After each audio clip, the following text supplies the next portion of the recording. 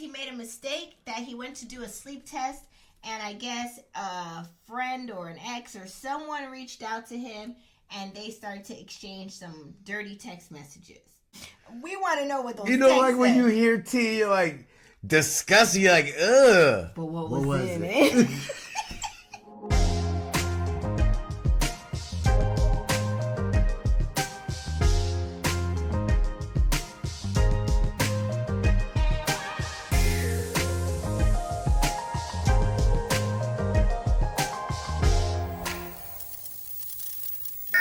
Loveisblind Season 7, Episodes 1 through 12 review.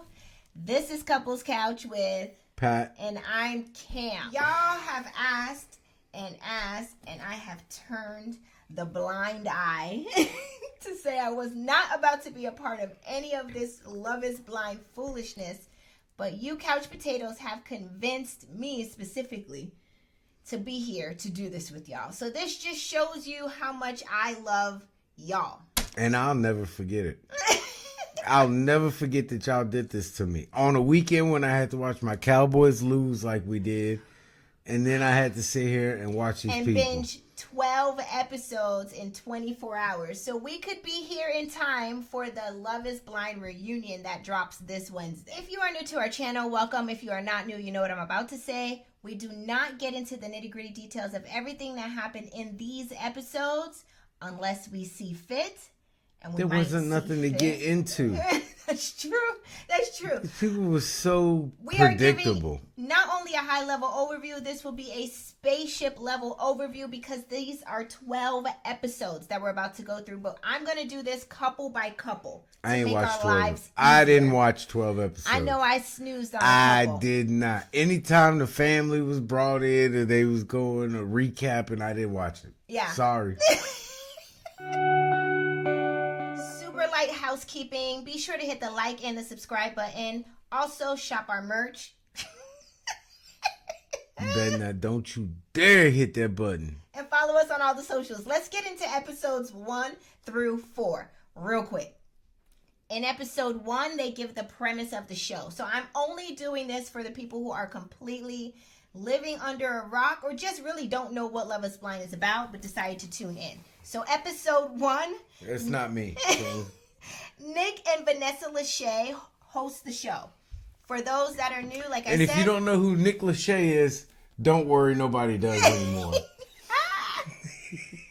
The premise of the show is this. There are 15 women and 15 men, and they will choose to marry someone without ever seeing them. The men and women are separated by the men's living quarters and the women's living quarters. The intent of the experiment is for each single to meet and fall in love with a person's heart and soul. Look, people, they put 15 broads and 15 dudes, and they put them in these pods, and they sit there through a wall and tell lies. For 10 days. To each other. For 10 days. Straight to the face of the wall. Like. If they find someone they fall in love with, they propose, and then they get to see their fiance for the very first time. They go on a couple's getaway, and then in 4 weeks, they will be at their wedding to say, I do to the person they fall in love with. That's pretty much it for episode 1. Boom, they open the pod. Yo, they could do this show in the military. They just call it Love from Basic to Tech School. Because that's exactly what happens in the military. They get these young 18, 19-year-old kids who got a girlfriend back home. They join the military. Okay. They go to basic training. Yeah. And then after basic training, you go, what we call in the Air Force your tech school. That's where you go to learn your job, right? Okay, got you. Okay. And you're there for maybe 2, 3, 4 months, depending on your job and how much you have to learn. Okay. In that span, dudes and girls hook up and get married. Oh. In that tech little school. Window? Yeah. Then they go to their first base and they're usually there for a year and then they're divorced. Holla at me for the show idea. Love from Basic to Tech School. Time out. Can we talk about how these people are telling each other they love them in a pod? That they never seen. They're never seen. I just love you. A special kind I really love you. No, you just got to be an actor. And then you or a wannabe actor. A special kind of person to cry and get your feelings hurt. Actor. He These are all lies. Finally, they get to see each other after making their connections, right? And within 10 hours, all of them have loved each other down. And the Loveisblind producers have selected 6 couples to go to Mexico. Specifically, one couple, Leo and Brittany, they finally see each other. It gave the most awkward energy between Thank God they got rid of him. Leo was the guy. guy. Can we be honest? The art pods, dealer. Yes, who kept hinting towards how rich he is, how well off Every he is. chance he got. I don't like to talk about my money because then I think people only want me for my money. Right. But I'm an art dealer, which is pretty prestigious. And like right. my grandfather died of cancer. Then my uncle passed away of cancer. Yes. Then my mom and dad both got cancer. Then the girlfriend I had in 3rd grade got cancer. And when they die, I got all their money. Bro, you sound like a mass murderer. Are they getting cancer really? What's going on? Very odd, but he didn't want anyone to fall in love with him for his money. The even same though that's type of all person he that spoke about. When COVID hit, his whole family died of COVID. He got inheritance from everyone, but it's very odd. Like, how did everyone get COVID? With a lady named Brittany who said that she wanted to be treated as a trophy wife, and so what trophy? What participation gift? Like you want to. I know you want to be a trophy wife. Yes. The whole kit isn't put together yet. She's missed no. In the pods were no, hard down no. If 50, she wants 50. to be a trophy wife, we have to hold her to trophy wife standards. Okay. She's not there yet. Okay. It's like a kit car that's not all the way put away. She got the boobs done. She didn't get the nose done. I saw it. Like, we're holding you to a higher standard, trophy wife. Don't nobody want a trophy wife with this schnauz on her. Are we not allowed to do this? I'm just... If I got up here and said I'm the best man alive and well, then you have to hold me to that standard. She came out like she wanted to be taken care of 100% because she said that's what she was used to in her prior relationship. Whereas most of the guys in the No, it isn't. No, it isn't. No, it isn't. No, it isn't. You never had that. What she wants you ain't never had that. Never. Ain't nobody taken care of you like that before. Because you're so thirsty for that. If someone would have taken care of you like that, ain't no way you would have bit off your left arm before you would have left them. You're that. And she did make that mention saying, yeah, you're a if bobber. If she wanted to marry for money, she could have done that time ago. No, you couldn't. She did say No, that. you couldn't. No, you couldn't. So that happened. No. So that's like a woman that says, I'm single because I want to be. No, you're not. The dude you want don't want you. That's what it is. All right, Leo and Brittany. You're not going to cut me off. I had to watch 12 episodes. You going to cut me off? I'm going to talk about these people and make them feel how I felt having to watch their dumbasses for 12 episodes. It really was like 7 1/4, but whatever. They meet each other in person. They give the most awkward energy. She says, I didn't want to say I love you to him because it just didn't feel right. Because it's only been 7 days. You met him last Wednesday. It shouldn't feel right to nobody.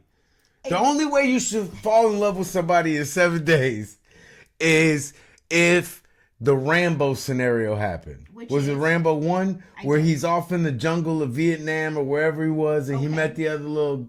I don't know. This is the type of stuff I be talking about. Sometimes it's... No! 12 episodes! I don't want to be Cut me out in post-production. Right. I don't want to have 12 hours. Anyway, in Rambo, he meets the girl in the jungle, and they are on a survival mission. They're killing people trying to kill them, things are blowing up, and they fall in love because you're at war. Okay. But these people just falling in love in a pod. Okay, this is what you're stuck on. Yes, it's not true. Eventually, Leo... They gonna tell you, quit telling me stop. And Brittany... Eventually, Leo and Brittany... were decided for them by producers to not have them continue on in their journey in the Loveisblind. Because they did a background check. Leo really just owns a comic book store. He's the only one that calls himself an art dealership. He's a comic book store dealer. And she works at a Neiman Marcus selling perfume. She wear one of the black jackets and a name tag. And she gets that ratty ass blonde hair all over her black vest all day long. They decided to go to Miami while the other 5 couples went on to Mexico for the couples getaway. That was it for Leo and Brittany. Who paid for the trip? He did with his art dealer money. He's so rich. Remember, he said he was wearing a Rolex and everything. He just sold his Pikachu card. Yeah. Let's move into episodes 5 through 12. This is where we're about to hit couple by couple. Let's go. First couple up is Monica and Steven. Okay? You have to give me more. Okay, I'm getting to it. I'm getting to it. Okay, they're now officially at their couple's getaway. Monica says prior to this experience, she was kind of hell-bent on what prestigious university did the guy go to and what kind of career did they have. University of Phoenix. And she Magna cum laude. She says she fell in love with someone that went to a 2-year college and is an electrician, and she doesn't even give an F. So this is where she's at because she's so in love, right? Until she got to go sit her ass in that 2006 Volkswagen wagon. You know the Volkswagen, the wagon? Yes. The Volvo wagon. Yes. Anyways. Until you got to sit in one of them that smoke at red lights.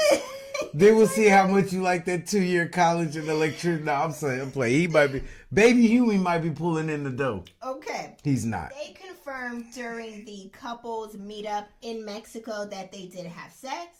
They returned from that couples meetup during the getaway that they had a great time and they recapped their night with each other. Steven is just chatting it up. Why was she wearing a bikini the whole time? Like one night it was like the whole, like you can't, and sitting in a chair like this. Trying to have a serious conversation. I don't know. I'm older. I was born in 80, so I'm an 80s baby.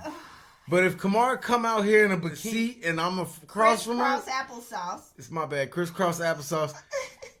Ain't no way I'm agreeing with whatever she got going, just hoping that bikini slip up just a little bit. Listen, focus. Okay? I can't. You in a bikini. Focus. They're back from the couples meetup in Mexico, right? And they're talking about recapping their night and how well of a time they had. But Steven is chatting it up, talking about his feelings and how the overall night went. And Monica gets irritated and she's like, Steven, you need to share the talking space. Like, I have things I want to say too. And he was like, oh, you're right. I'm sorry, you're right. But if I let you talk too much, you go make me not like you. He pauses. He's like, I'm going to put a chip in my mouth. I'm not going to say nothing else. He gets quiet. She proceeds to say absolutely nothing. So what did you have to say, Monica, or you just didn't want to hear I just no more wanted from to him? tilt my head a couple times and look with my eyes. Does he not look like Baby Huey? Not doing this. Or, you know, the Mad TV kid? That's what, does he look like? He That? does. He got those round eyes like, oh, I'm sleeping with this lady. I will never sleep with anybody this hot again. Next, they return back to D.C., right? To their shared apartment. She got an old face, though. We see Monica crying. Weathered. We see Monica in their shared apartment looking Like if she was like my 18-year-old daughter, you'd be like, that makes sense. You know, some people like, my daughter's, she's going to drive up here and drop my lunch off for me. I forgot my lunch this morning. Like, your daughter, how old is she? She's 18. I can't Damn. get it. But her, you'd be like, okay, that makes sense. I didn't know you had an 18-year-old, but now that I know you have an 18, I see it in your face. Are you done? I'm done. Next, they're back in D.C. in their shared apartment. Okay?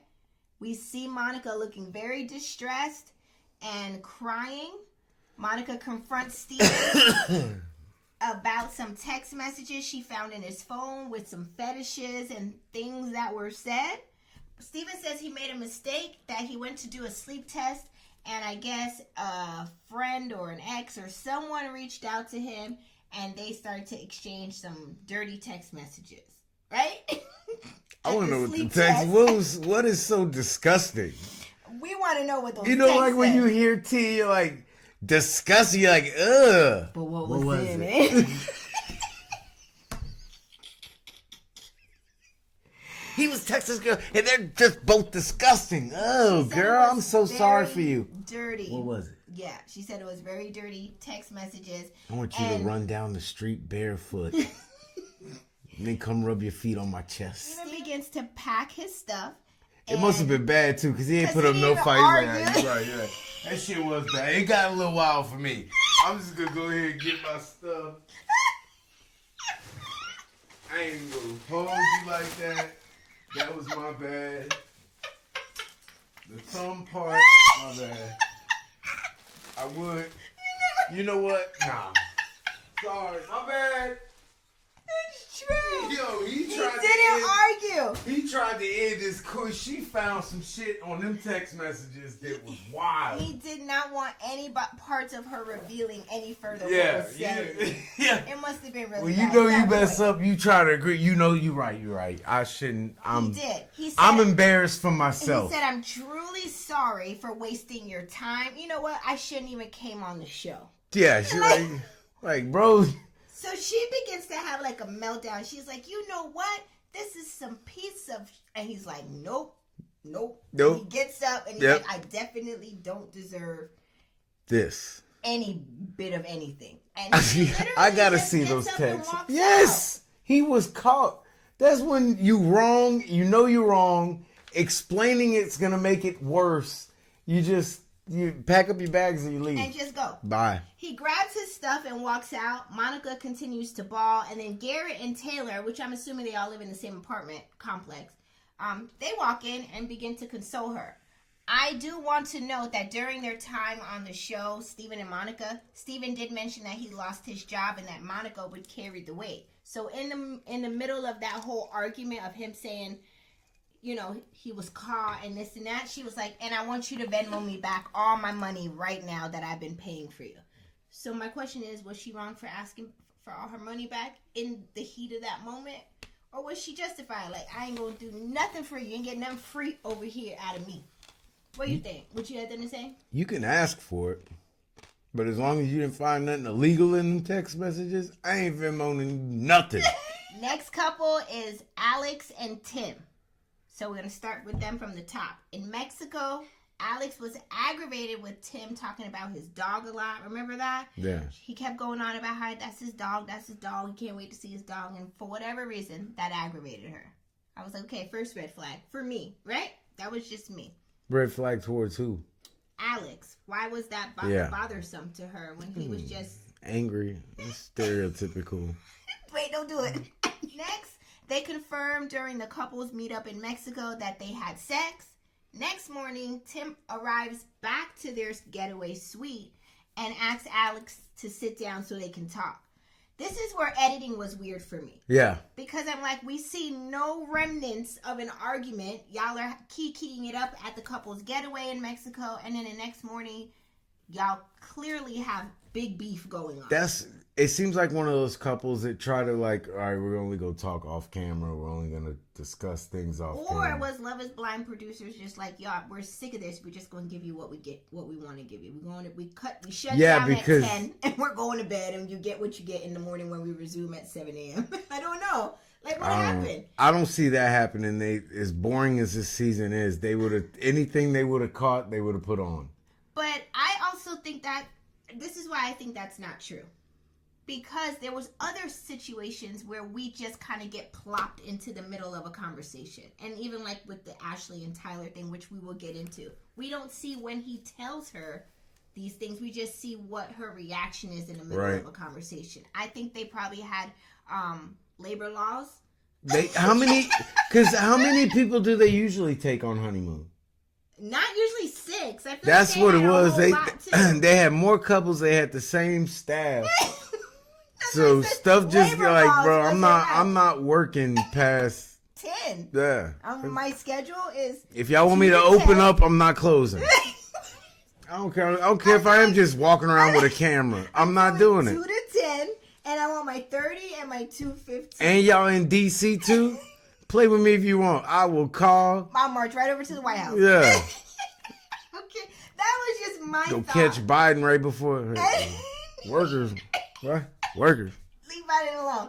I just thought that the editing was very wonky in this season. I'm like, usually you get to see the meat of what happened so you understand why they're here. Anyways, I digress. So next morning you see Tim come back in to their suite and ask Alex to sit down and talk, right? Mm-hmm. Tim mentions that he remembers leaving the party and remember having some weird energy from Alex, and that he tried to talk to her that night, but he felt very shunned and very disrespected. Alex said that Tim packed his stuff that night, and she thought he was never coming back. Tim says lines were crossed, and he doesn't take lightly being called anything but his name. Pause. So that must mean they got into a huge altercation, and she must have called him all kind of... Right? You know who she is. You know somebody just like her.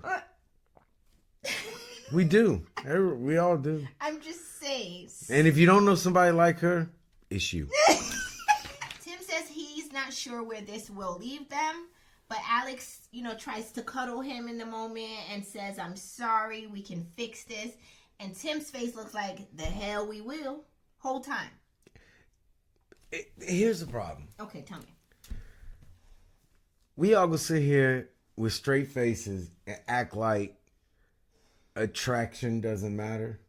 Physical attraction. How did we get here? Okay, go ahead. Yes. Is that what we're going to do? I mean, if that's what we're doing, let's talk about it. Then okay, we'll go with, their lifestyles. He didn't like her. He saw her, he didn't like her. That's not his type. I seen it in his face. It wasn't. Yes. It didn't give for him. That could be it. Next day we see And now he's just looking for any other so now he's looking, I don't like what she looks like. And I'm not saying he's looking for an out, but if you're not attracted to someone, if you think somebody is hot, you'll put up with more. Right. That's why we make it. Like, you're beautiful, so I put up with a lot. Wait. Right. Pause. Yes. I don't come with anything. Right. And that's part of it. You don't think you come with anything. That's part of what I have to put up with. But you're still hot. Like, you've aged well. As soon as that stops, you better get on your best behavior. Okay, Marissa's mom. Like, what do they say in sports? You can get away with what your talent allows you to. You know what? Stop. Next day, Tim agrees that he still loves Alex and he wants to start anew. Stop using love. Next, they return back to D.C. to their shared apartment. Alex shares his grief with her going to sleep during his parents' visit. So apparently, this is where the parents come in and get to meet, the bride-to-be, the groom-to-be. His parents drove apparently 10 hours. Was it 10? All right. To come and meet Alex. And Alex, during the visit at some point, went and took a nap. And Tim stood 10 toes down. 1 toe for every hour his parents drove. Alex said she was only asleep for 1 hour because she was really tired and she doesn't know what it is about her, but she gets very tired. Bullshit. And... I can't, and it would never work. That would be off for me. I can't, don't know. She said that she spoke to his parents for hours about how she could be a vessel for them to lean on in times when they need her. They don't need you to be a vessel. They just need you to be awake. You're doing too much. She said, and if her going and what does that mean? Bitch, who do you think you are? That my parents need you to come into our life to take care of us. Bitch, we're fine. I didn't know you last week and we was just fine. It's not like, call my mama. Tell her I got Alex. Tell her I got Alex. Like, oh, Lordy, did you get Alex? You got Alex? She can be our vessel. Leotis, we got our vessel. Not Leotis. Stop. What are you talking about? Alex said that if this bothered Tim so much in the moment, he should have said something to her. She can't be a mind reader to know that this bothered her. And you're right, you can't be a mind reader, but some people are compatible and some people aren't. Okay. And there's some things that A person that's late to work every day. Okay. I don't get you. I don't get you. What's happening in here? Yeah, oh, I had to drop the kids off. Or I had to do... You do it every day. Time doesn't change. Like, we have to be here at 8 o'clock. My bookie should be here at 7:50. Right. That 7:50 is on time. But if you're not, fine. But if you're not here at 8 every day, then 8:03 is a problem. Because it's every day and you're not changing your behavior. Okay. To match up to your responsibilities. So that went a little far. Let me bring y'all back. The way my parents are set up. My parents, we can be demanding. Okay.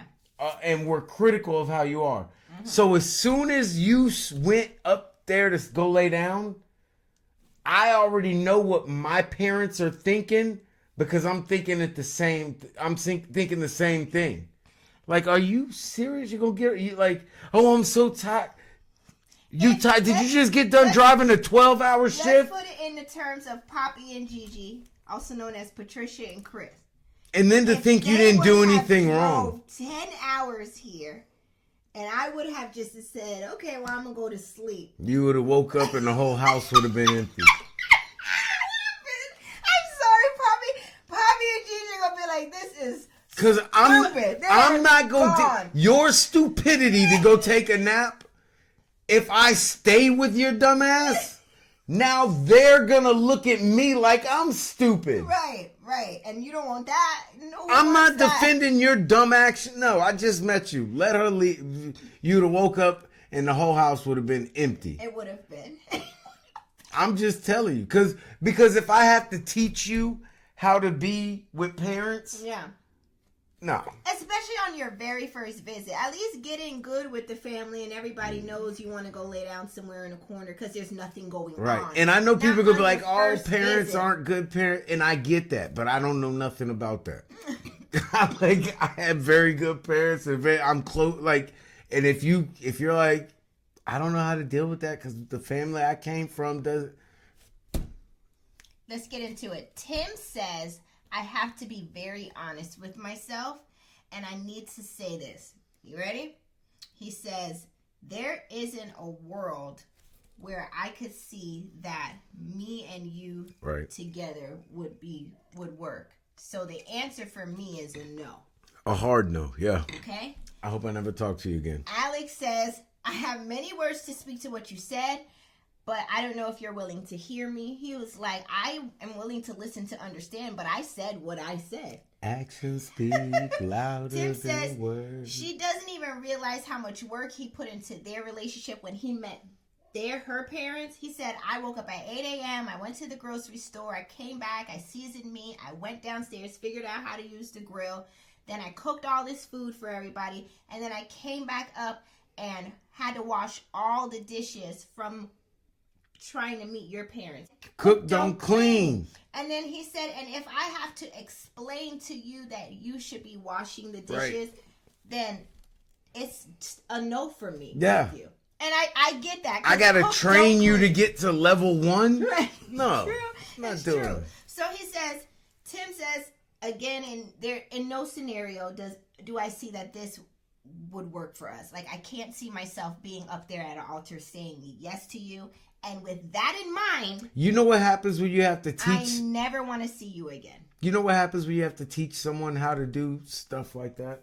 What happens? You end up looking like... Nick and Hannah? Yes. Okay, we're going to get there. Yeah, but you know what I mean? How she is to him? Yeah. That's what ends up happening. When you have to train them to do every last thing. Tim says, I don't ever want to see you again. And that's why he cut off. I don't want to look like the bad person. Yep. Love it. He didn't mince words. He is somebody who definitely don't mince words. And I said what I said. And he grabbed his little coat. And he grabbed his little bag. And he walked out the door. Clean out the door and didn't even look back. It's a whole lot of fish in the sea. And I got a whole lot of rod. The streets are saying that Tim is controlling. Did y'all see They always say that. Or not? They always say that. I didn't see it. When a man puts down boundaries and sticks to them, they always say it's controlling. No, I'm telling you what it takes to be with me. If you want to be a contestant in what it takes to be with me, here are the rules. Okay. Or what you qualifications. Mm-hmm. If you either don't want to meet those or you can't meet those, right, it's fine. Just keep walking. But I'm not going to lower the standard so that you now become part of the people that I may choose from. No. My next question is, do you think Tim was turned off when he saw Alex's apartment and she had all those clothes thrown off? You think that was like red flag for him? Like, I can't live like this. I can't raise children. Double standard. As a woman, if you're dirty, it can't even be helped. It was terrible in there. It was really can't be bad. helped. My last question is, do you think that the nap situation while his parents visited was just the last straw that broke the camel's back for him? Because a lot of naps. Argued in Mexico. Messy place. Lazy when it comes to effort. Yeah, she doesn't seem very welcoming. You're not I don't want to be with you. Yeah, so okay. I mean, I think those were all the reasons why Tim was like, it's a no for me. It wasn't just the sleeping, but the sleeping added on to not helping with the dishes, the laziness, added on to no self-awareness to even see all this is wrong. It's a lot of victim, a lot of, well, I didn't know. If I would have known. You gotta tell me. Yeah, no, I don't have to tell you. Some of these things are just things you should know as a decent adult. And if you don't know them, that's fine. And speaking of which, let's move get the Heisman. Let's move right into Nick and Hannah. Yeah. The next couple. Next is Nick and Hannah. So they're in Mexico. Hannah says seeing Nick for the first time was shocking because he built himself up to be like this really big and built guy. Lies. And to her, he is not. She said, over time though, while they're in Mexico, she got comfortable with his looks and is warming up to him. The next day, they were hanging out on the beach, and they were, just talking, and Nick jumps up and says he wants to ride those little ducks in the sand. Nick jumped up to ride the ducks and invited a lady stranger who was hanging out on the beach to ride with him, and Hannah got instantly jealous. Producer plant. They planted that old lady over there. And she said it gave her the ick. Good. The lady was joking with her, was like, honey, you ain't gonna get jealous. Don't be jealous. Like, she was making fun. It was all in good fun from what we saw on the show. Did you notice that Hannah's mood instantly changed, though, as soon as she saw the lady jump in to ride on one of the other ducks to race Nick? That's because Hannah's insecure. There it is. Hannah lives her life and discusses herself as her 18-year-old self. Yes. So then when she looks in the this is how she presents in her imagine in her mind, she still sees herself as that young, probably somewhat attractive girl back then in high school. But now when she looks herself in the mirror, she knows that's not her. Okay. But that's still, she holds on to it, so that's who she wants to project. So her coming out and letting him see her for the first time. Yeah. She thought he was this big a person she was attracted to. Got you. Because she presented herself in the pods to him as the cheerleader, the one that dates the quarterback type of girl. So and she's, in her imagination, she sees him as that quarterback. Yes. So before they met, she was holding on to all that insecurity. Yes. Because she looked in the mirror and she knows. Yeah. She's not that person anymore. That person is long gone. In the back mirror. Big mirror. I'm trying not to say the two words that I want to say. But okay, yes. Let me see. Did I have one more word? We don't want to say the words. No. Is it? Oh, did we drop it? No. Okay. Right. I don't think you got it. Yeah, no. Okay. I got it all back. It was a big one. It was a big one. It was a big one in the back. But we got it. So, next. And then you got the audacity to call somebody else delusional? Delulu. Like, bitch, you are not the person we throw up in the cheer stack anymore. You're a base now. Stop. Next, Hannah confirms. You catch Francis. At the couples meetup in You Mexico. went from this to this. This is your new position. You're not even the side leg holder. You're the back. If shit goes bad, you gotta catch us all. You got a lot of responsibility on your back. Can you handle it? Next, Hannah confirms at the couples Yo, I don't meetup. care. I'm sorry. Disclaimer. I'm only mean because you are so full of yourself. And she was very mean to Ugh. Next, Hannah confirms at the couples meetup in Mexico that her and Nick had sex. She shares with Marissa that Nick rode the ducks and the lady, stranger, who was on the beach, rode the ducks with him. And then the lady called her a jealous little bee. Where in there did the lady do Never that? happened. It never happened. They return to the room and Hannah reviews a list of things that she wants Nick to adhere to. She left it out and he found it. Oh, is that? But I think, and then they review it later. Yeah. Yes, so they review it. She created a list of things that Nick needs to be, right? One I know for sure was social awareness. And Social awareness, maturity, delusional. It was like 5 things on this list. 8. Oh, it was 8? Oh, okay. Well, I thought it was 5. My bad. She brings up one of the things for the social awareness is how the lady on the duck was disrespecting her and how he was laughing and touching all over the lady. Okay. I want y'all to realize that Delusional. none of this was shown, so we don't see this. So I'm speaking from a place of we didn't see any of that happen, right? But the thing is, how do you create such a story in your head and tell it back with such conviction? It just makes me feel like I know Emmett Till is rolling over in his grave. Lies. Lies. They're all lies. That's not okay. That's not fair. It went from the lady cussing you out and disrespecting you to you touching all over the lady and laughing when the lady was making these comments. I saw none of that. And happen. she even poured her water out into the sand, waited 2 hours to make a sandball, picked it up and threw it at me. That also happened. And he laughed. He helped her. He Right. got her the water. Right. He shaped the sandball. Idiots. What? Lies. Next, they're back in D.C. in their shared apartment discussing finances and who and how these bills will be paid. Nick shares that his family pays for most of his bills, like his car insurance and his cell phone bill, and he says he will continue to let them pay for it as long as they want to pay for it. Right? And that. Anna says she has been on her own since she was 18 years old and has paid all her bills and invest in stocks. Meanwhile, Nick is saying to her, I don't have any clue of what the purpose of stocks are, how to invest in them. And then Hannah was just looking at him sideways. My question is it a red flag if your spouse is having their parents pay for their bills? Mind you, Nick is 28 at this point in this season. I don't see nothing wrong with it. Of course you don't. He is who we are speaking of. I don't care. We had to rip him away. And We had to have him cut his own navel string. People, we had to say, okay, we can't have this anymore. Nick, I see you, bro.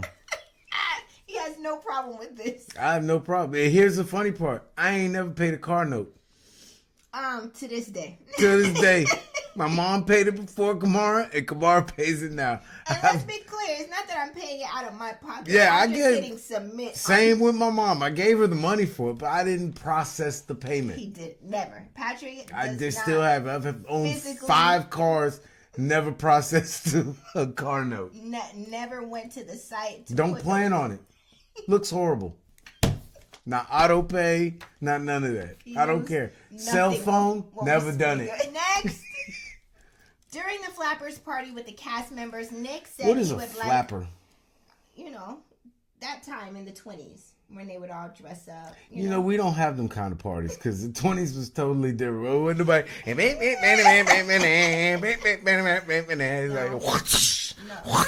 Okay. get the dogs on them. Okay. It's a different 20s. Okay. Flapper mean a little different for us. Flappers when they hit you with that billy club and it cut a U in your head so that skin flap over. That's what we call a flapper. Stop. I'm just saying the truth. During the Flappers party with the cast members, Nick said he would like to have a conversation with one of the girls who he had a connection with in the pods. Nick and the girl connect at the party. She was very positive with him. She didn't say anything sideways. She didn't flirt with him. She walked in. He was like, damn. And she was just giving him or pouring into him positivity and uplifting him and saying she was so happy to see the little bit of growth that he had. And I'm sure y'all picked up on it. He was ready. He was ready to risk it all because he didn't start talking about how he was happy with his decision, all that, till the end. Right. When it was clear she wasn't into him no more. Right, because she was not going that way with the conversation at all. She may have told Hannah a few times, because Hannah mentioned it, that she said Nick is hot, but she never said she was messing with Hannah. Hannah's so ugly to everybody. You think people don't... Even if you weren't ugly to me, you think I wasn't watching how you was ugly to other people and I didn't figure out how you were? Yeah. Like, people think just because you ain't coming at me that I'm not going to hold how you act with other people against you. No. Yeah. And if there's a chance I can get one in on you, oh, he's cute. I just put a seed in your big head because I already know you're insecure. I already know you're not comfortable. And as soon as he came over here, like, beelined it for me, I knew that got with you. Listen, like, I know what's going on. The lady at the Flappers party, she continued to wish him the best individually as well as jointly in his marriage with Hannah. And that was it with her. Nick and Hannah return home after the party, and Hannah goes off saying that she felt so disrespected by the both of them. This is her best friend in the whole world. You notice how they always got the best friends in the whole world? Like, you after just, 2 weeks. Right. That means you ain't got... And what are the girls you hang out with normally at home like this? What happened to me? I thought I was your best friend. Okay, well, since we ain't best friends, what about that night you got with them two dudes from Omaha? Okay. What about that? Okay. Since I held on to that secret because I was your best friend. But now that I ain't your best friend, let's not forget the Holiday Inn Express. Okay, hold on. Hannah says, what was it why y'all had such a long conversation? What were y'all talking about? Because she's nice. And she was like, I'm the one, Nick, that turned you from a boy into a man. And that would have been it. It would have been all kind of mother effers and B's. And you can kiss my A. You would have lost it. You would have suck these out. Ends. All kind of stuff. You don't talk to me like... She talks to him very harshly. And that's what I be talking. You intentionally say these things. He says mean stuff to me. And then when he's like, yo, that ain't cool. You're like, I did. I mean, I was just saying that. But no, you know what you was doing. Yeah. I know what you were doing. And you're not going to make me be stupid by telling me you wasn't doing it. You were intentionally doing it. So Nick starts throwing out facts about how he was just having a mature conversation with someone and he felt like he did nothing wrong. This is where Hannah, to me, began to gaslight him after she already done told him about himself from his rooter to his tutor, right? Then she's like, hey, it's 1:30 in the morning. Let's just get some rest. I'm all about communicating, but it's just time to just let it be. Let's just get some rest and we can talk tomorrow. After you done told the man off for no good reason, now you flip it as though he's making a big ordeal about nothing. Yo, she ain't no good as a person anyway. You saw what she said when her mom said, I love you? She said, yeah. Yeah. That was... You do that in front of me, it's over with. Yeah. If you don't even respect your own mom when she says, I love you. That was rude of her. So a few days later, Hannah decided not to show up to the wedding dress fitting with the rest of the girls. Nick meets her back at their shared apartment. She didn't want to put herself in them wedding dresses. And then tells him that they will not get married. Was Hannah low-key a mean girl to Nick? I think we know the answer to this. No, I don't think so. No? Wasn't nothing low-key about it. It was spot on. Direct. And I don't know how he took it. I guess he's coming out, people talking good about him, so he played it right because he got more Jesus in him than I do.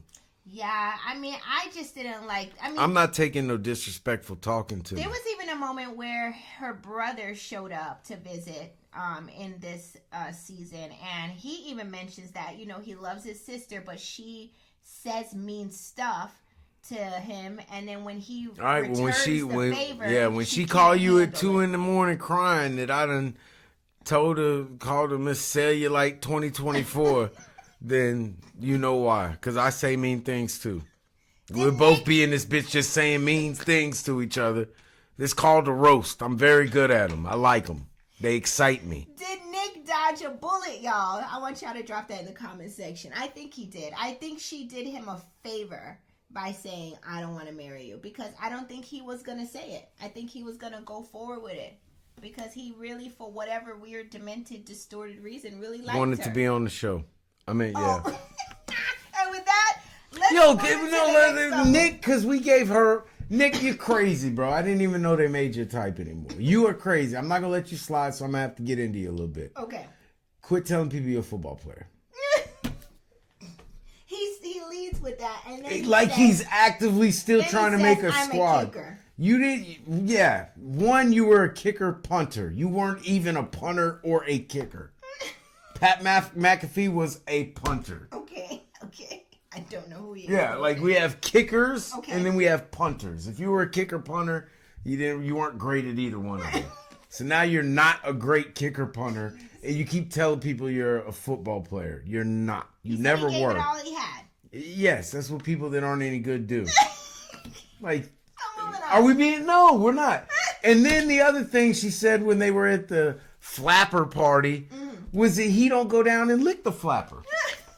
Like, do they even make... I purposely was not going to talk about I'm purposely talking about... Okay. They still make your model? I didn't want to go That's there. like they don't make cars with tape decks anymore. They don't make it anymore. I thought everybody did that. Who doesn't? Why? You don't like it? That probably was made... Are you afraid of it? Maybe that's or he doesn't do hers? Could be hers specifically. I don't know. I don't want to know... You gotta step your game up, Nick. Of the details. Don't say you're a football player and then you're vegan. I'm done. I'm moving on. Next couple is Ramses and Marissa. The Great. In Mexico. Ramses the Great. Isn't that the King Ramses? I have no idea. From the movie is 300? It Ramses or Ramses? Whatever. Ram this. They were having conversation in bed. I couldn't tell you what it's about because I couldn't stop hearing like 11 times. They say like so much. I think it blows the whole context. It's what to grab his dread. Shut up! It's just why y'all say like so again. much. Turn into Samuel L. Jackson.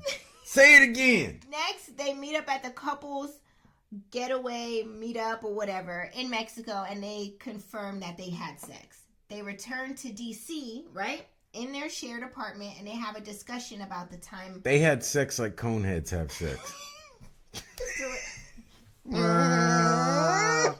Yo, like it was beautiful. We had crystals laid out. We took a little seaweed bath before we went in. Next, Marissa and Ramses meet up with Marissa's family and siblings. Marissa's mom is very no nonsense. Ramses mentions no, she's not. That she is. No, she's not. She was. No, she wants to be perceived as no nonsense. Well, she came off. It was convincing. No, it wasn't. It was. You know why? You tell me why. Tell me why. Your mother is no nonsense.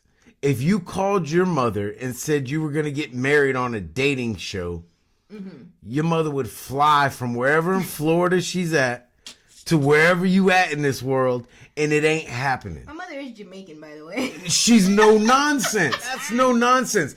No nonsense isn't, I don't like this and I sure wish this wouldn't happen. Right. No nonsense is, I'm going to tear some shit up until this can't happen. Patricia. Right. These don't put no nonsense on people that are dealing. You're dealing with the nonsense. Right. You're out at dinner with the nonsense. Yeah. You're not no nonsense. My mom, your mom ain't showing up for it. They not showing up and we not showing up. Ramses does mention to Marissa's mom that he was married once before. So that already gave her like... Everybody on his 38. Like, duh. She tells it like it is. Marissa's mom tells it like it is to Ramsey and suggests that he does a prenup before they get married. Who got money? Marissa's mom says not that Marissa has money right now, but she's in law school. She's been to the military. She has all these things going for her. And he doesn't make near enough to what Marissa's making right now. So she don't want Marissa to get taken advantage of. So at the end of the day, if they decide it's a no-go, they could just walk away and be clean. So that's where she was. You raise your child not to marry somebody on a contestant show. Marissa's mom also says that being married forever would be nice, but she doesn't believe in being married forever. She believes that typically people get married and it lasts for about 15 to 20 years where they tolerate each other and then they leave, and that's the end of that. Happy 11 years. She says that Marissa has been effed over by her father and her stepfathers, and she doesn't need Marissa to be effed over by him. It sounds like her mom's toxic. Why you keep bringing men into her life to screw her over? She said because... But we're not going to talk about that? We're not going to talk about that?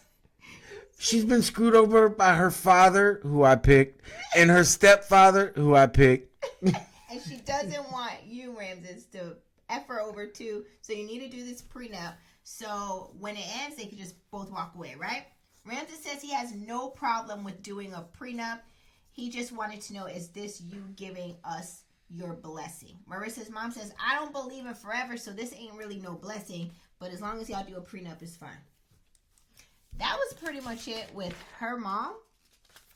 It was a little abrasive, you know? She was, I know you said no nonsense wouldn't have even been there, but she was very cold in the moment, which I think she should be. She was some nonsense. Right.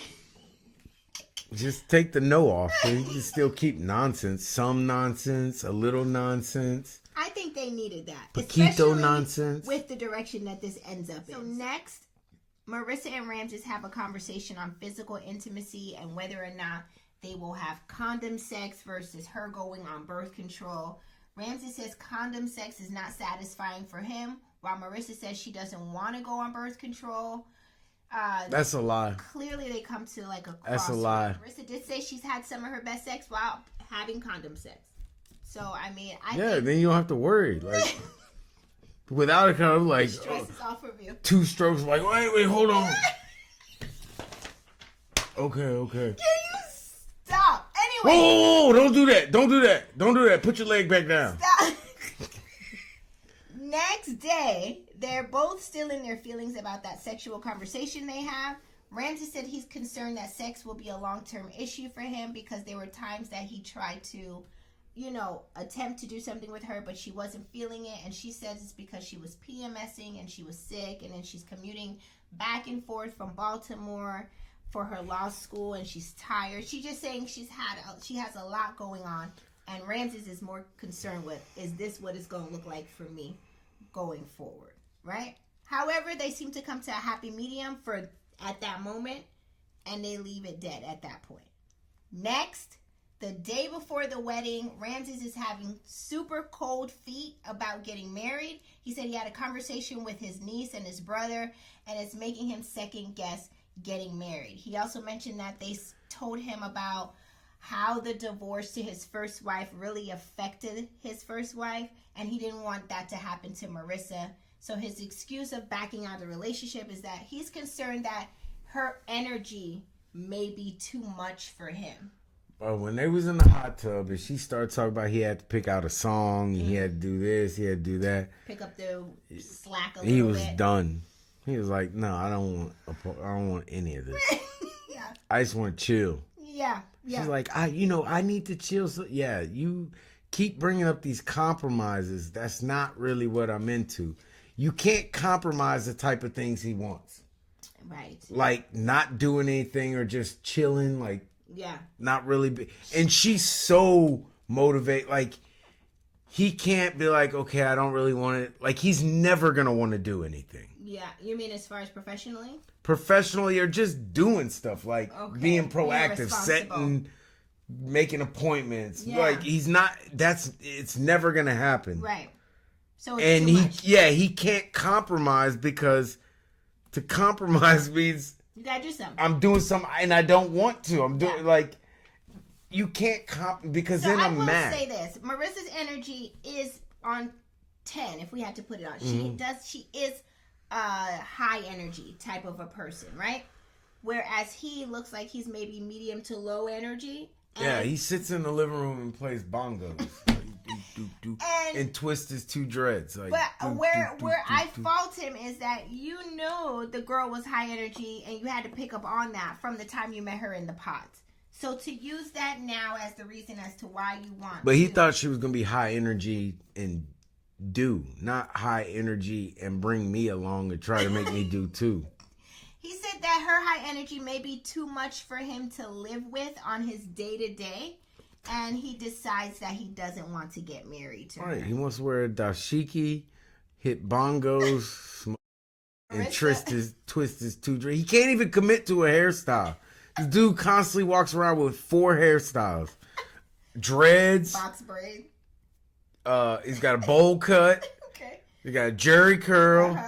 And a high and tight. I can't. Like he can't. How's he gonna commit to a woman? He can't commit to a haircut. He wake up in the morning and have to do 4 hairstyles. The other thing is, whole time we were watching Marissa fall apart in the scene when he said that ridiculous. She couldn't. Ridiculous. Patrick kept telling me that he had on a thong, and I'm like, was that a thong? Couch potatoes, tell me. I know a thong when I see a thong. I think it was just a microphone wrapped around his waist.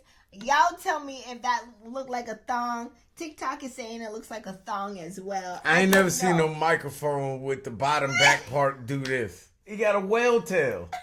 A whole whale tail. I'll say what you want. I know. Next question, is Marissa's energy too much? No. I think she's just, you just gotta... You better harness that. Then you gotta go get her. Like, let her go get it. And you just, bro, if he was smart, you don't really have to do none of that shit. Like, she's a control freak. He's talking only about her motivation. I think he's talking about how, like, she's doing shit. High energy. Come on, but no, he's talking about doing stuff. Is that what he's talking about? Picking the songs, being involved. She wanted him to help plan the wedding. He don't want to plan the wedding. I took it as that he was saying that she was just like too bubbly, too giddy, too energy, too much of that. That's what I thought he was trying to say. All that bubbly is fine if we're right here in the living room. But when you start wanting to go do, like, well, didn't we say we wanted to go and look at tiles? Yeah. Or go and, like, stuff normal people do. He don't want to do all. Okay. He's got 2 dreads. Okay, we got it. This man he's a hippie. We got it. He don't want to, like, accept people for what they show you. I got you. You keep trying to make him see like he could be a go-getter. No. He don't care what kind of woman he miss out on. He don't care what kind of opportunities he miss out on. He want to chill. Okay. I thought he meant she was too high, bubbly energy, but we'll let the couch potatoes also decide in the comment section. If she was getting bubbly and naked around the house, he'll be fine. It ain't the energy. It's not he'll drink a Red Bull to match it like that. That can be fixed. It's the doing stuff that is killing him. I got you. Let's move on into the next couple, which is Ashley. I gotta drive 2 hours to law school and 2 hours back from law school. It sounded to me like you need to pick another law school.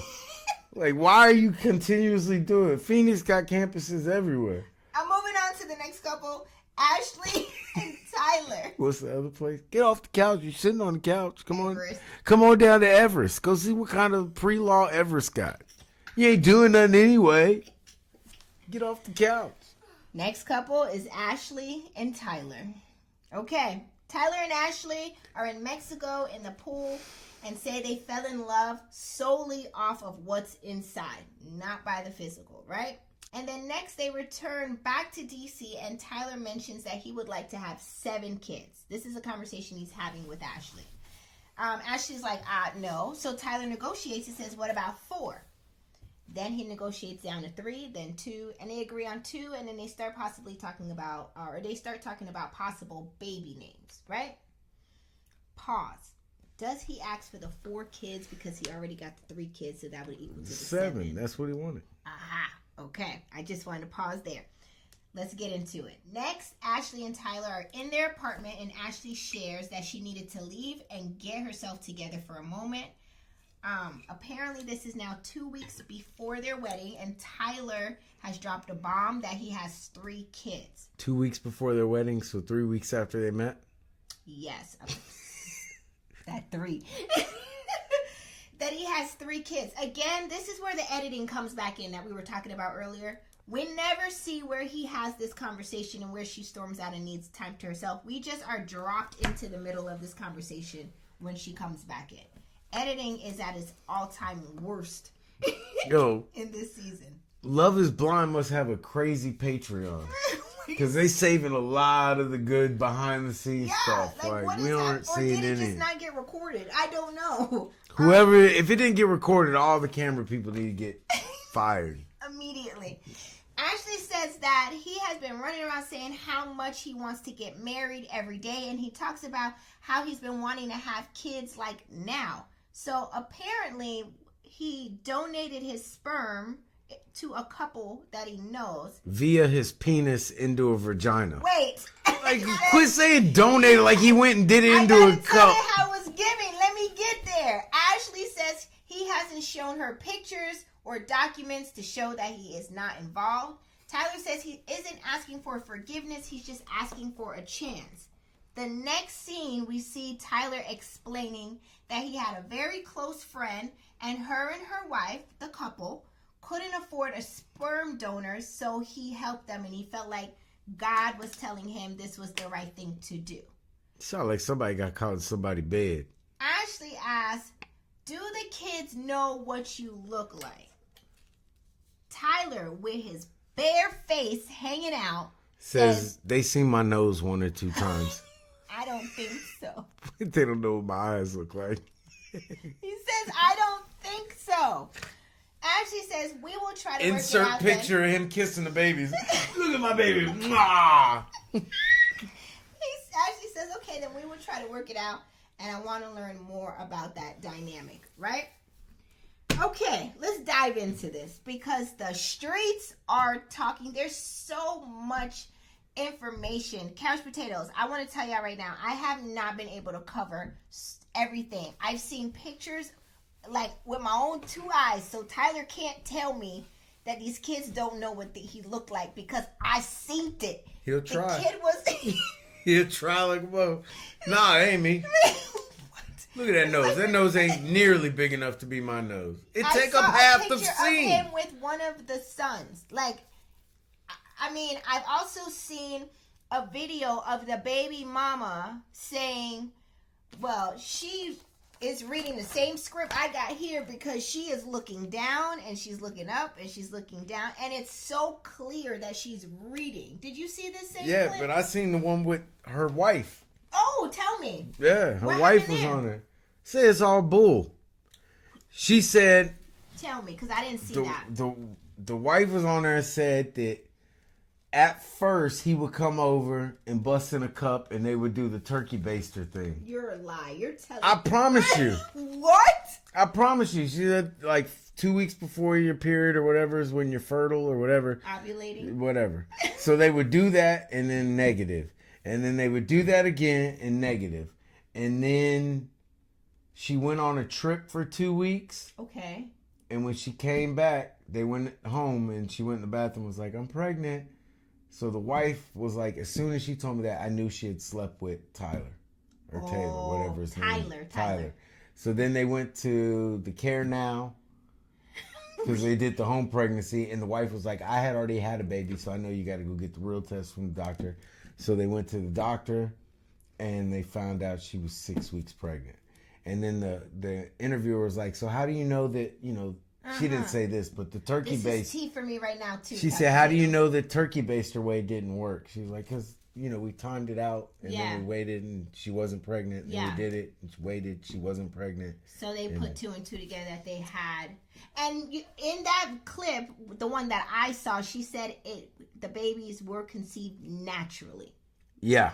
That's what I did see in that one. And then so after she got pregnant with the oldest one, then they lived in the same apartment complex. This is all I watched some TikTok girl say all this. Supposedly she was the ex-wife.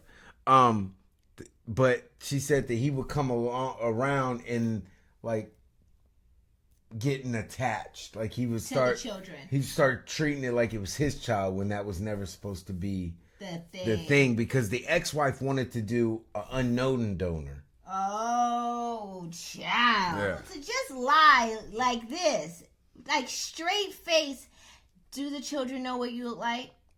I don't think so. And don't flinch, don't blink, don't breathe. Like, how? How, though? Yo, that was the first thing we asked each other was about kids. I mean, first date. Yeah, first date. Do you have children? Do you want children? Do you have anyone running around here that calls you daddy, but you don't call them son? Like, who does this? Oh my God. So my question is, would you stay with someone in this situation? Nope. I know I wouldn't. Like, I don't got time for the foolishness. And it sounds like a whole heap of foolishness. Yeah, I'm not. I'm sure that there's more to this story with Tyler situation behind the scenes with the baby mamas. I know we didn't cover it all. So please, Couch Potatoes, do us the justice and drop it in the chat so we can learn more, because I know there's a whole lot more out there that we didn't see. Right. This might have been one of the episodes where I was watching football instead. Now the time has come to decide if love is blind. Ashley and Tyler make it up to the altar. They both read their vows to each other. And y'all ain't gonna believe, they both say, I do. And my first thought is, idiot! Like, both of them. What are you thinking? What are you thinking? She liked kids, I guess. I was so disappointed. I fast forward through the rest. I didn't even want to see them walking back down the aisle. I couldn't tell you what happened. I was just so disappointed that Ashley would take her good brain and say yes to a situation that you haven't really gotten enough information to make an informed decision on your life to say I do to someone. No way. I mean, how do you feel at home with all this stuff coming out on the news, on the internets, right? The internets? The internets. There's plenty of them. There's multiple. Listen, let's move into the final couple, which is Taylor and Garrett. Vanilla wafers. Taylor and Garrett, super smart couple. Garrett is a physicist. Taylor is a clean energy consultant. They both have science tattoos that they randomly got at different times, but they seem to have it together now, right? Okay. In Mexico, Garrett uses clear Y'all tape. got scientific equations tattooed on you. What is this, Transformers? In Mexico, Garrett uses clear tape over his mouth. What was the point of this clear tape over his mouth? To be an idiot. Okay. They return to D.C. and Taylor meets Garrett's parents, and they all seem to get along. However, Garrett's mom sheds tears over her concern for the timeline of them making such a huge decision to get married. To be so smart, y'all are both so stupid. How do you say? You're so smart, you're dumb. Yeah. Do you remember that? Just to be all this brain power and you put none of it to use with your dumb ass. Next, during the Flappers party with the cast members, Garrett revealed that he responded to a text from an ex, and Taylor broke down crying because she said that he mentioned an hour before the party that when the ex reached out, he only hit like, he didn't respond. But in the moment of him telling the other cast member, I believe it was Tyler, what happened, he did say, oh yeah, and I responded back and I told her, hey, I'm engaged now, you know, whatever, and moving on with my life. What did the text say? Because if that's what it said, then what are we talking about? Taylor cried, she said, for hours and hours, and she felt like this was a red flag because at one point he said one thing, only liking the text, whereas that wasn't the actual case. Garrett said he felt horrible about this, and they were supposed to go meet her family the next day in San Diego. And they did. And they still ended up going to meet his family. After all this hoopla and crying and boo-hoo bawling, they still went and met her father in San Diego and her family. I was going to ask, Couch Potatoes, do you think it's a red flag if your spouse texts their ex would you still marry them 2 weeks later if you got it? What did the text say? Because if the text said what he said it said, I don't see the problem. He told her I'm engaged now. Yeah, and he's moving on. Like, we've been engaged for a week. People might not know. And it's on a game show, so I wasn't allowed to tell anyone. Like, what the hell am I supposed to tell her? Right. No. Get away. Then she gonna be like, no, what are you talking about? No. Like, he told her what was going. If what he texted is what he said, then it shouldn't be a problem. She shouldn't be boohoo balling so hard. Right. Okay, and you don't look good when you're crying. I understand you may have felt, betrayed in the moment. Like, hey, you said you only liked the message and now you're telling Tyler that he did say we're going to come back to this and discuss it more later when they were on the street. Oh, the hour prior? So yeah. He did say that? So, so he didn't give you all the details, but I didn't think it was warranted for all the hoopla and crying at the moment. But everybody's got to show some type of mental weakness for them to be on this show. Well, now the time has come to decide if Love is Blind. Garrett and Taylor make it to the altar. They read their vows to one another, and they both say, I do. Are you surprised? No. I'm not surprised either. Another time that I fast forward until I got to the very end where everyone was saying how happy they were and how they were so excited for their new journey, their next chapter.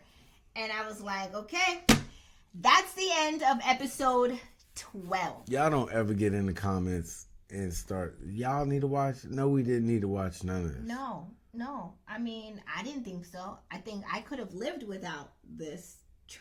What do we even my get? dad would say, this trash on my brain. Yeah, we had one couple that the producer shot down, so they didn't do nothing. Leo and Brittany. Mm-hmm. Then we had... We'll go back from the top. Then I'm trying to do them in order. Then we had Tim and... This is in order. Oh, no, in order of how they broke up. Yeah, this is in order of how they broke up. So then, first to break up was Monica and Steven. The text messaging were at the sleep test. Oh, yeah, baby Huey. Yep. And then next, Alex and Tim, because Alex fell asleep. And then we had Nick and Hannah, because Hannah feels like she had to train him to be a mature adult, is how she felt. She took him from a boy to a man. Let her tell it. His mama somewhere like, well, I don't remember you there in the delivery room and raising him. I'm sure. And then next we had Ramses and Marissa.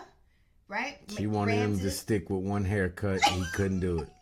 And Ramses felt like she had too much energy and he couldn't do it, right? They always got one of these dudes. We had Ashley and Tyler. They didn't break up. Yeah, they made it. They stayed together. And then lastly, we had Taylor and Garrett. I've been doing She's got his nose open. So, the reunion show airs this Wednesday. Let's see who is still actually together, or is there people who are back together? We shall see. Tyler nose big as hell. These episodes give everything it was supposed to have. Gave couch potatoes. Drop your comments in the comment section. Anything we left out, let's discuss. There was so much to go over. We tried to give you everything that we could give y'all, but whatever we missed, drop it in the comments. We want to talk to you. Tired, man. I got that Lexus on me. It's Alex. Whatever. And we want to hear from you. Also, be sure to hit the like and the subscribe button if you haven't already. We will return maybe for the reunion show, or we just send an email. Yeah. And don't go buy no merch. We might just, I think the Don't go buy no merch. Y'all already made me give up my weekend watching this damn show. I'm not packing no boxes. I said the next review could probably just be an email. Yeah, a text message. A post. Yeah. All right, couch potatoes. We thank you for watching, and we will see you in the next episode. Bye, everyone.